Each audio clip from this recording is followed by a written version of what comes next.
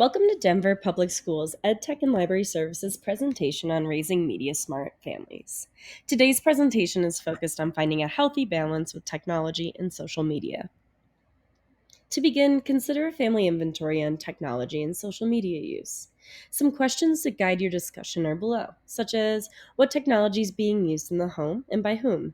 Where is it kept? Do you allow your kids to use social media? Which platforms? Do you use any?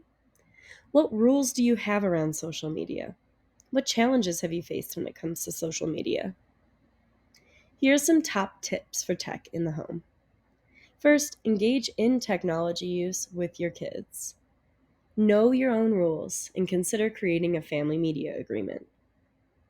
Communicate which technology and media is age appropriate for which kids. Discuss digital citizenship and your lasting digital footprint. Encourage your students to make media, not just consume it, and model the media behavior you would like to see in your kids.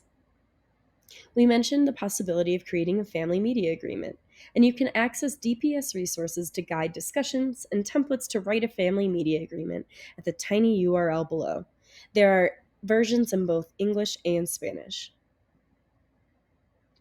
Here are considerations for cell phone use for your student. Consider giving them gradual or tiered access to technology. Start with a flip phone and remind children that their privileges, responsibilities, and age appropriate access go hand in hand. Don't go from 0 to 100. Consider letting your child text with a best friend or a cousin on a shared family device to start, and then allow them to add one age appropriate social app when they're ready.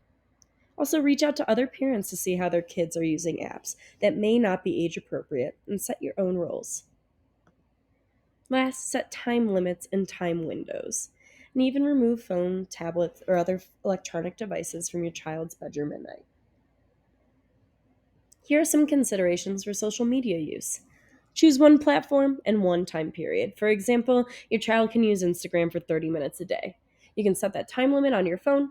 On Apple, look for family sharing settings, and on Android, look for the family link. When the time limit's up, the app will no longer be accessible. Make sure you check privacy settings for each app. And you can also just physically monitor or store their device if you have a tech savvy kid, or if you prefer not to monitor electronically, just have your kid hand over their device during homework time, dinner, at bedtime, or any other activity that requires focus.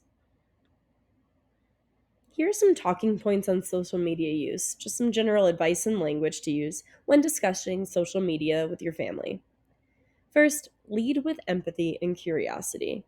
Seek to understand and validate your students' use of technology. Don't diminish or criticize it. Remind your kid that social media feeds are full of illusion and they don't reflect a person's real life or inner experience. Get specific on how people curate and choose what they post.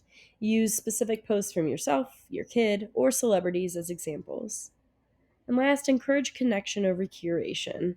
When discussing social media posts, avoid focusing on the likes and focus on what connection they made or the message that they learned. When students are using their DPS Chromebook for schoolwork and research, only their DPS K12.net accounts can log into their Chromebook, and the internet filter is active regardless of who is using it or what network they're using it on. If you do notice your student getting into inappropriate websites, please report it to their school.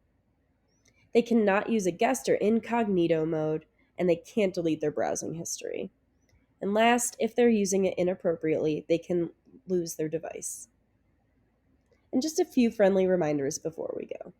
Instead of shutting down tech use in the home, build it up by setting clear expectations, communicating consequences, and celebrating your students' creativity with technology.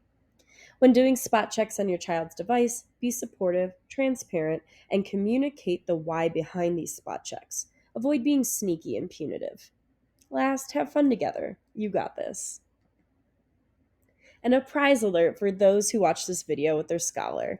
Please go to the tiny URL below and complete the Google form using your DPS K12.net account information for a reward.